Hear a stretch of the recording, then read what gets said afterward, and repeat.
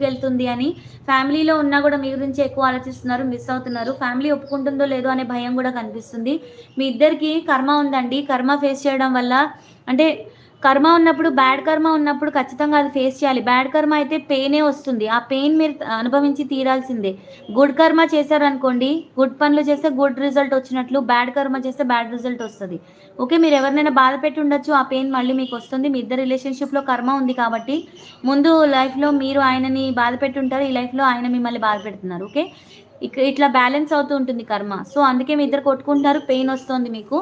ఈ రిలేషన్‌షిప్‌లో పెయిన్ ఎక్కువ కనిపిస్తుంది నాకు. కార్మిక్ రిలేషన్‌షిప్ కనిపిస్తుంది.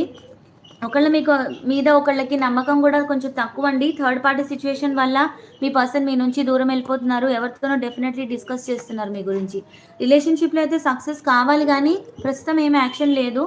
న్యూ బిగినింగ్ చేయడానికి కూడా ఇప్పుడే ఆయనకి ఇష్టం లేదు. ఓకే. వెయిటింగ్ ఎనర్జీలో